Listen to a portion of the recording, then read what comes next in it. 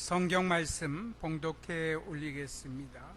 사도행전 2장 1절에서 4절 말씀입니다.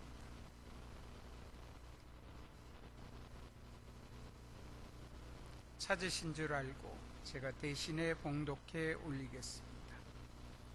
오순절 날이 이미 이름에 그들이 다 같이 한 곳에 모였더니 호련히 하늘로부터 급하고 강한 바람 같은 소리가 있어 그들이 앉은 온 집에 가득하며 마치 불의 혀처럼 갈라지는 것들이 그들에게 보여 각 사람 위에 하나씩 임하여 있더니 그들이 다 성령의 충만함을 받고 성령이 말하게 하심을 따라 다른 언어들로 말하기를 시작하니라.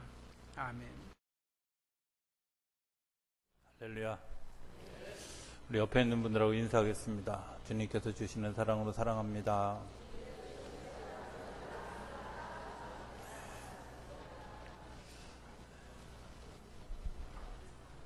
한 번 더 인사하겠습니다. 함께 뵙게 돼서 행복합니다.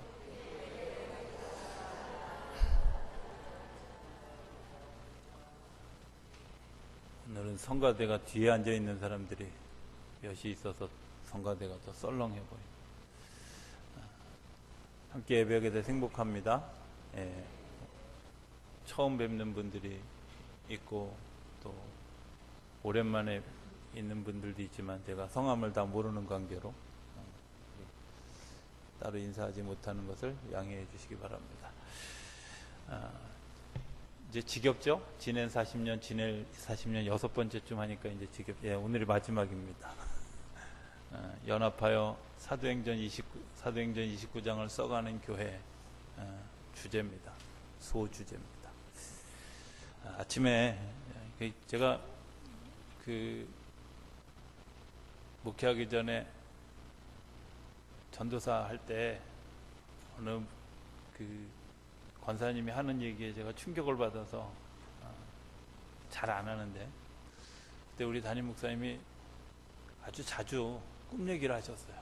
근데 그 권사님이 뭐라 그러시냐면 예배 끝나고 나가면서 아마 저 들으라고 한 건 아니고 속으로 하신 얘기인데 저한테까지 들렸던 것 같아요. 내가 꿈 얘기 들으러 교회 오는 줄 알아? 이러시고 나가서 꿈 얘기 웬만하면 아는데 오늘 좀 합시다. 오늘 아침 꿈을 꿨어요. 꿈을 꿨는데 첫 번째 A라고 하는 사람 누군지는 모르겠어요. 근데 느껴질 때 제가 굉장히 아끼고 사랑하고 또 막 이렇게 그런 사람. 근데 그 사람이 회중 앞에서 실수를 한 거야. 근데 제가 그 사람에게 다가가서 괜찮아, 누구나 다 실수하지, 어? 그러면서 막 그 사람이 혹시 막 마음이 잘못될까봐, 마음의 상처를 입었을까봐 막 다가가서 열심히 얘기를 하는 꿈을 꾸고, 아내가 화장실 갔다 온 사이에 이제 깼다가 다시 잠이 들었는데 두 번째 꿈을 꿨어요. 근데 이번에는 내가 별로 마음에 들어하지 않는 사람이 실수를 한 거야. 똑같은 실수. 근데 가서 대사는 똑같이 하더라고요. 누구나 다 실수는 하는 거야. 그런데 제가 꿈을 꾸고 있는데 제 마음을 알잖아요. 근데 누구나 다 실수를 하는 거야. 다 그런 거지. 그러면서 이야기를 하는데 제 마음속에 간절함이 없다는 사실을 이렇게 느꼈어요. 아침에 새벽 기도를 오느냐고 차를 타고 오면서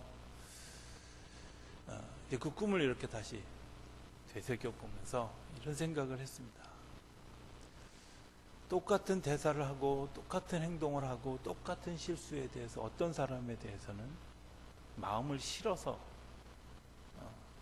이야기를 하는 반면에 어떤 사람에 대해서는 마음이 실리지 않은 형식적인 이야기를 하는 것이 내 모습이구나.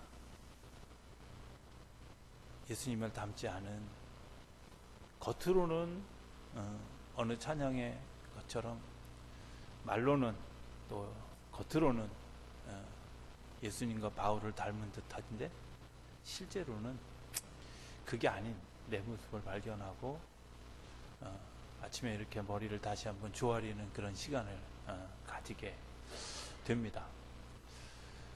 오늘 그 말씀을 나누기를 원하는, 그러면서 제가 이제 말씀 가운데서 비슷한 장면 하나를, 뭐 사건이 같지는 않지만 비슷한 장면 하나를 에스라 4장에서 봅니다. 에스라 4장에 보면 에스라 1장에 바사왕 고레스 원년에 하나님이 그 고레스를 감동시켜서 이스라엘 백성들에게 성전을 짓게 하라고, 그래서 돌아가게 합니다. 이 바벨론에서 자기네 나라로 돌아가서 예루살렘 성을 지으라고. 그러면서 아주 파격적으로 예루살렘 성을 지을 수 있는 건물도, 예루살렘 성을 지을 수 있는 사람들도, 심지어 예물을 드릴 수 있는 소와 양도 같이 보내요. 그리고 너희들이 예배 드릴 때 필요하면 얼마든지 지원하겠다, 이렇게 약속을 해요. 파격적이지 않습니까? 저는 그 모든 물품이 준비된 것과 더불어서 이스라엘 백성들이 바벨론에서 포로 생활할 때 하나님, 우리가 예루살렘 성전에서 예배하던 때를 기억하면서 하나님, 우리가 예배하는 장소, 예배할 수 있도록 해주십시오. 그렇게 그 그발강가에 모여서 기도했던 그 기도가 그렇게 응답되어진 것이라고 믿습니다. 그런데 에스라 4장에 보면 그 일이 진행되어지고 있는데 성경에 보면 이렇게 이야기합니다. 이스라엘 자손들이 하나님의 성전을 건축함을 듣고 유다와 베냐민의 대적들이 들었어요. 대적들이 들었어요. 그리고 와서 뭐라고 얘기하냐면, 우리도 같이 성전 짓자. 같이 성전을 짓자. 성전을 짓는 내용은 똑같잖아요. 그죠? 우리 성전 같이 짓자. 그렇게 이야기하는데, 그렇게 다가왔는데 이스라엘 백성들이 그걸 거부해요. 왜 거부할까? 한 사람이라도 더 많이 와서 일꾼이 생기면 더 좋지 않을까? 그런데 왜 거부를 할까? 그런데 뒤에 보니까 이 유다와 베냐민의 대적들의 생각은 뭐냐면, 성전을 짓는 게 아니라 성벽을 짓는. 이스라엘 백성들은 뭘 짓냐면 성전을 짓는 거예요. 뭐 비슷한 것 같은, 건물이 비슷한 것 같지만 또 내용이 비슷한 것 같지만 굉장히 다른.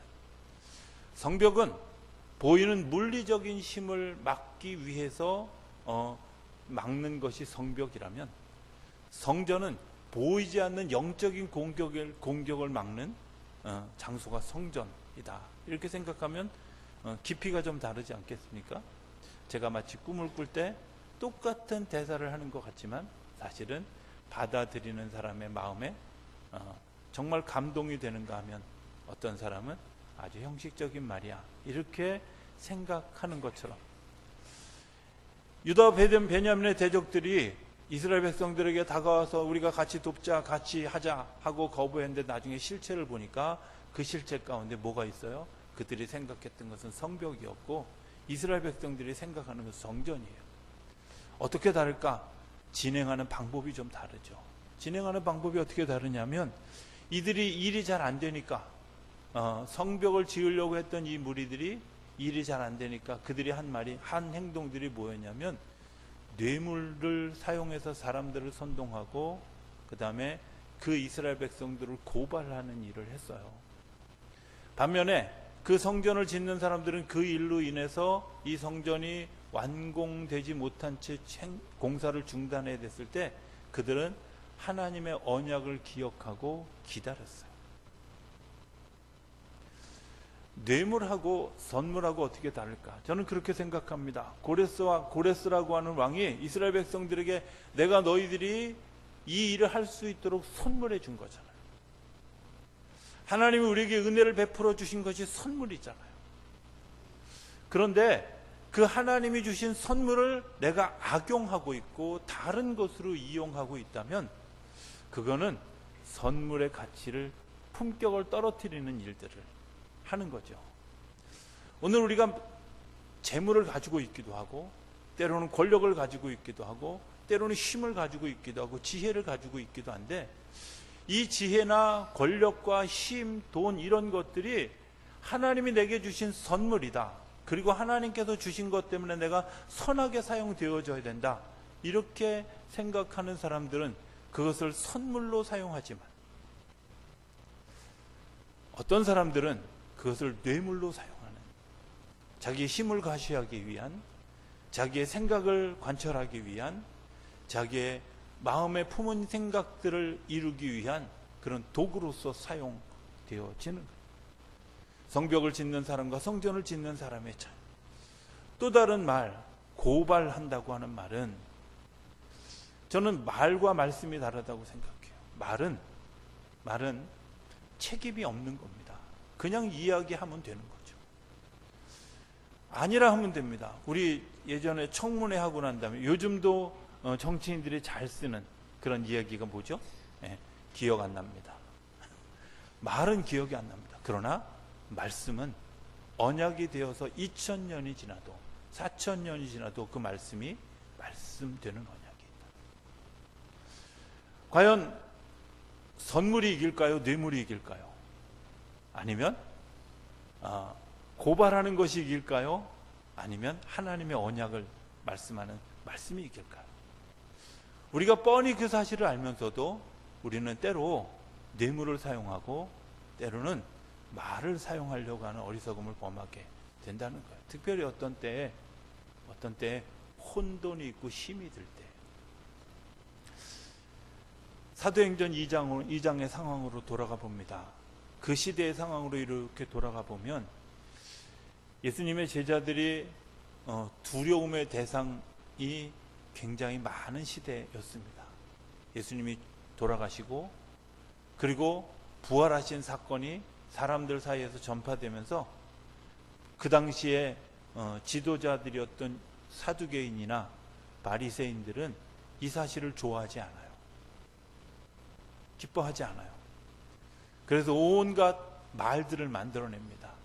어떻게? 예수님의 제자들이 예수님의 시신을 훔쳐갔다, 그리고 부활했다고 이야기한다. 저들이 예수님의 도를 전하는데 그 예수님의 도를 전하는 일이 사실은 거짓이다.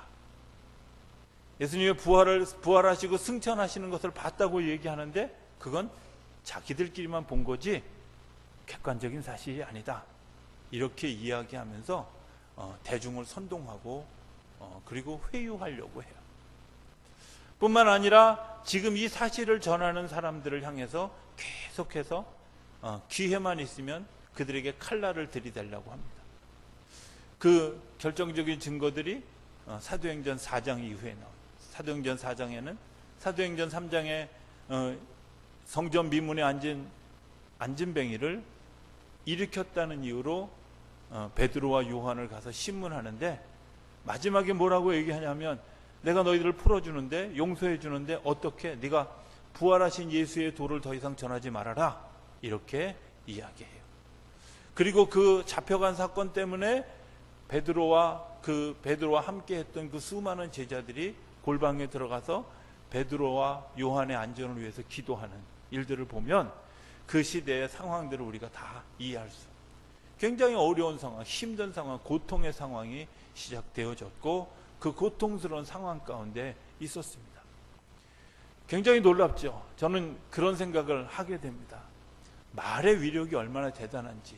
말의 위력이요, 특별히 진실보다는 거짓말의 위력이 굉장히 힘이 센 것처럼 느껴집니다. 요즘에 우리가 언론을 대하면서 그런 거 있잖아요. 제일 처음에 나왔던 세월호 7시간의 진실, 이런 거 아시죠? 그죠? 요즘에 많이 나와요. 지금도 많은 사람들이 그 시간에 굿했다고 생각하는 사람들이 있어요. 왜? SNS상에 얼마나 많이 퍼졌는지. 그 시간에 뭐 했냐?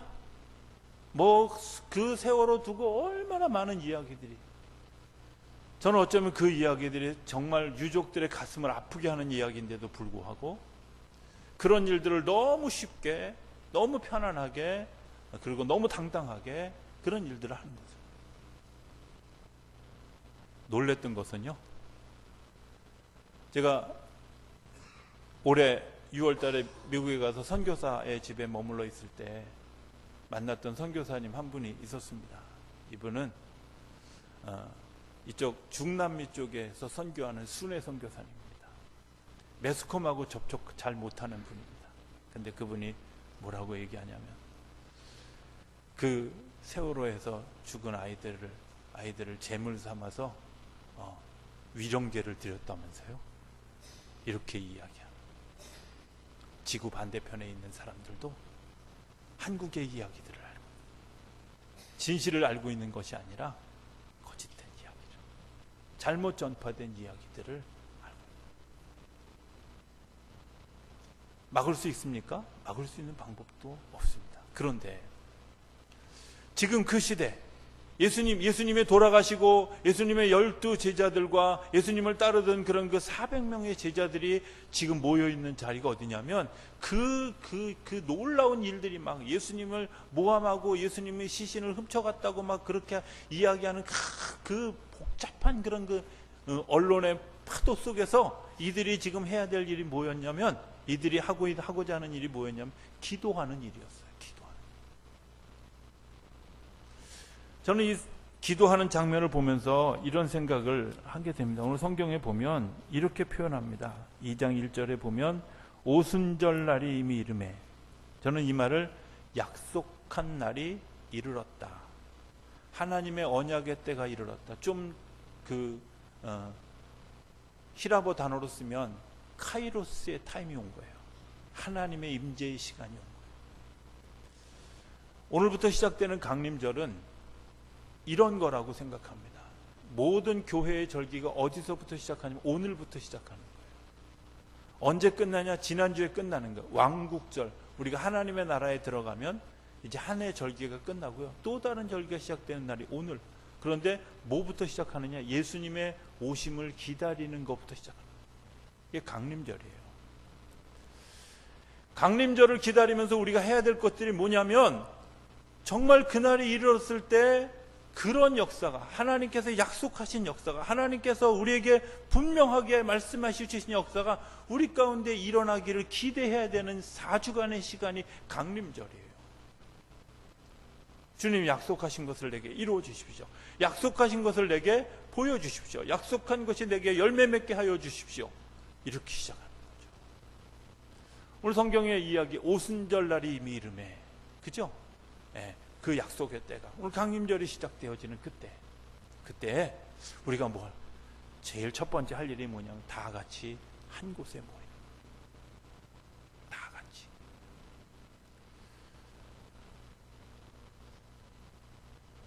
중고등부 시절에, 요즘은 하도 좋아져가지고 컴퓨터 따다닥 쳐가지고 복사하면 주보가 나왔지만, 예전에는 다 철판에다가 이거 긁어가지고 주보, 글씨 못 쓰는 사람도, 글씨 잘 쓰는 사람도 잠깐 주보 다 써가지고, 그 다음에 이거 프린트 이렇게 해가지고 이거 한 장씩 만들어내는 거, 50 넘으신 분들은 다 아는, 그죠? 저 옛날에 그거 할 때 뭐 쓸 때 제일 행복했냐면 찬송 몇 장 그 옆에 다 같이. 왠지 그때부터 굉장히 정감이, 다 같이. 여러분들 아십니까? 성경의 역사는 다 같이 해요. 누구든지 해요. sometimes가 아니라 always예요. 때때로가 아니에요. 네? 누구만이 아니라 모두가 다. 뭘? 하나님의 약속을 신뢰하는 그 사람들, 하나님의 약속을 믿는 그 사람들이 다 같이 모였을 때, 한 마음으로 모였을 때 하나님의 역사가 일어나는 줄로 믿습니다. 그런데 그게 하나님의 역사의 시작이에요. 연합이라는 단어를 제가 사용했습니다. 연합이라는 말이 뭘까? 같이 하는 겁니다. 저는 특별히 감리교회를 좋아합니다.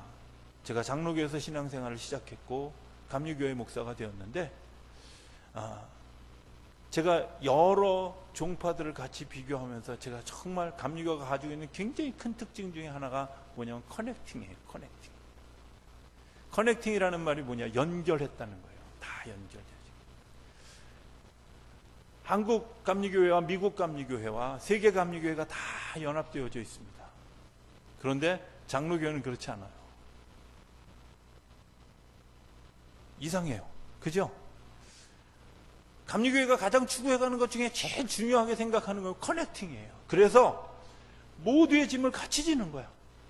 개교회만 있는 것이 아니라 이 개교회가 지방이라고 하는 그곳에서 같이 사역하는 모든 이들과 연결되어져서 그들의 아픔을 같이 짊어지고 그들의 기쁨을 같이 나누고 하는 일들이 다 같이 되어지는 것이 뭐냐? 감리교회예요. 거기서 끝나는 게 아니라 지방과 지방을 연결해서 연회가 그 일들을 감당하는 것, 여러분들 이게 감리교회의 힘이에요. 그래서 때로는 이쪽의 큰 부분이 역할을 할 수 있으면 이쪽을 도와서 이쪽을 흘려보내서 이쪽이 그 역할을 같이 감당할 수 있도록 서로의 역할을 잘 감당하는 일들을 하는 것이, 그리고 그 연회가 총회가 다시 이제 전 세계의 연합감리교회가 모여져서 되어지는 일들이 연결되어진 것. 성령의 역사 그겁니다. 성경은 우리에게 이렇게 얘기합니다. 다 같이 한 곳에 모여서 같이 기도하는 거야. 같은 마음으로 같은 곳을 바라보는 거예요. 같은 곳. 이 다같이를 더 중요하게 생각했던 또 다른 이유 하나는 치유사역하면서, 치유사역하는데 굉장히 중요한 몇 가지 모토가 있습니다. 첫 번째는 뭐냐면 나를 비우는 겁니다. 내가 죄 가운데 있거나 또 내가 성결하지 않으면 그 일을 하기 어렵습니다. 그런데 왜 필요하냐면, 나를 비워야 되냐면, 내가 그 사람을 위해서 기도할 때 그 사람의 아픔을 내가 끌어당겨서 빨아오는 겁니다. 가져오는 겁니다. 그리고 그 치유사역자는 그 짐을 지고 다시 주님 앞에 나아가서 이 짐을 주님 앞에 올려드리는 겁니다. 내려놓는 겁니다. 마음을 열어야 되는 원리가 거기에 있습니다. 제가 굉장히 오랫동안 질문했던 질문이, 치유사역자의 힘으로 치료가 되는 거 아니에요. 믿음으로 되는 거냐? 그것도 아니에요. 연합되어지는 건데, 어떤 것? 주님께서 우리에게 명령하시고 나를 비우도록 하시고 내가 비워지고 난 다음에 그분의 아픔을 내가 끌어당겨서 그분의 아픔을 다 가져와서 그리고 다시 그리스도 앞에 이것을 내어놓는 순간에 이쪽이 치료되는 거예요. 그저 그냥 치유사역자는 뭐예요? 통로일 뿐이에요. 그냥 하나님이 하시는 일을 하는 통로일 뿐이에요. 여기에 다같이가 굉장히 중요하죠. 누가? 예수 그리스도와, 그리고 그 일에 순종하는 믿음의 사람과, 그리고 그 믿음에 순종하는 그 또 다른 믿음의 사람이 연합되어져서 하나님의 거룩한 역사들이 일어나는 거예요. 하나님의 역사는 다같이에서부터 시작합니다. 저는 우리 교회가 그런 연합이 이루어질 수 있게 되기를 기대합니다. 그리고 그 일들을 이제 끊임없이 지속되어지게 되기를 기대합니다. 뭐 때문에 안 되고 뭐 때문에 안 되라고 이런 핑계 없습니다. 저는 사도행전을 읽으면서 정말 놀랐던 것이 있습니다. 제가 며칠 전에 사도행전을 읽었는데요, 사도행전을 읽으면서 정말 그렇게 험난하고 그렇게 핍박이 많고 그렇게 고난이 많고 그렇게 어려운 그 시간을 지나고 있는 동안에 한 번도 예수님의 제자들과 예수를 따르는 무리들이 그 로마의 정부를 비판하거나 그 이스라엘 사두개인들과 바리새인들을 비난하는 얘기를 본 적이 없어요. 오히려 하나님이 주실 기대, 하나님이 주실 역사를 바라보고 그것을 향해서 기도하면서 나아가고 하나님의 복을 바라보고 나아갔지, 비판하고 비난하지 않았다는 거예요. 우리의 삶을 살리는 것은 말씀이지 말이 아니라는 거예요.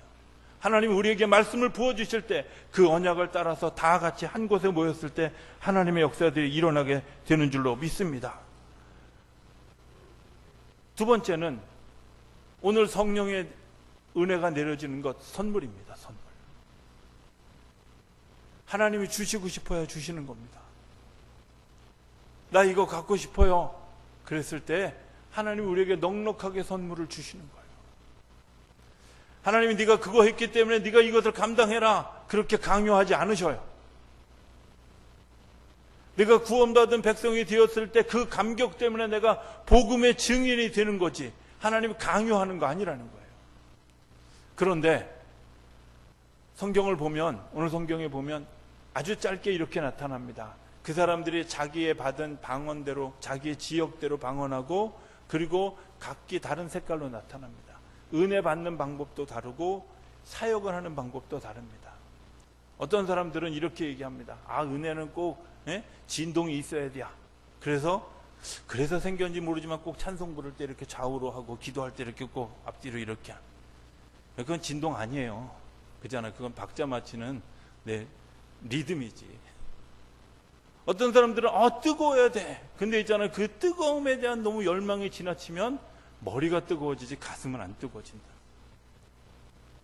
어떤 사람들은 방언해야 돼. 여러분들 방언해야만 성령 받은 게 아니라는 거예요.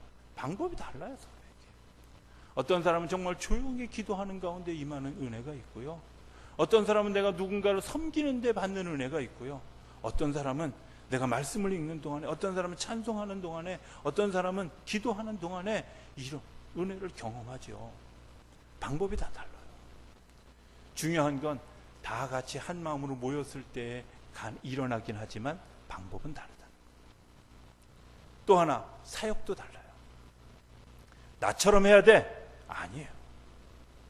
나처럼 하는 게 아니라 내게 주어진 은사대로 하는 거예요.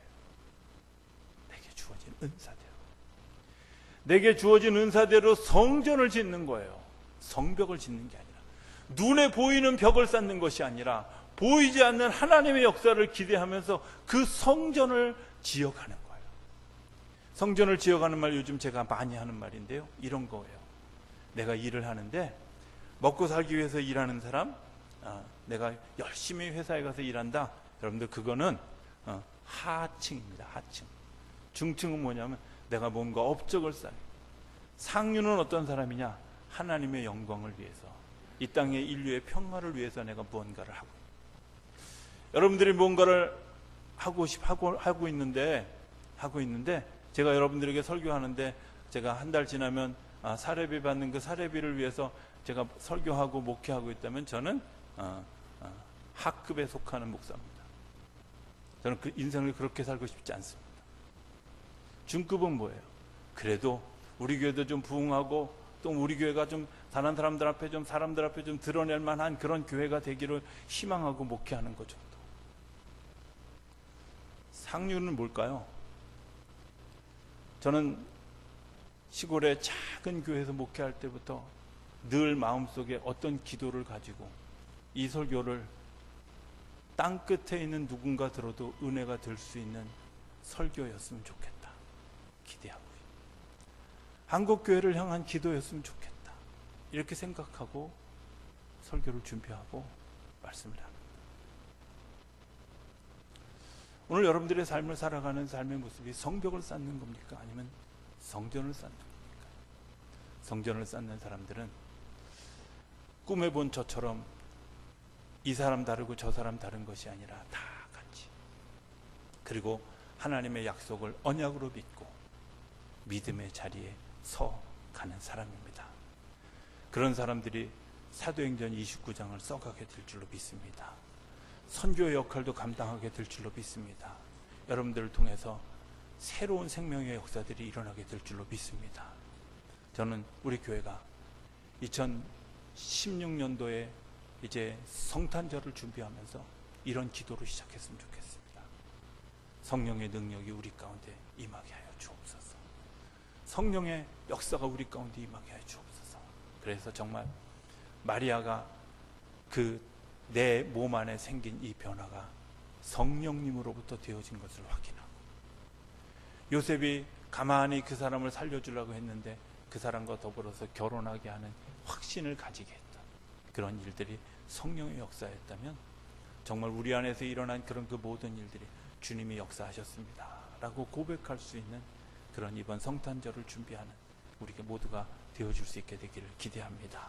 그것 때문에 정말 잊지 못할 2016년에, 그리고 내 인생을 바꿔놓은 그런 정말 그 해의 그 12월이 우리 가운데 있었다, 이렇게 고백하는 역사가 우리 성도님들 삶 가운데 일어나게 되기를 주 이름으로 축복합니다.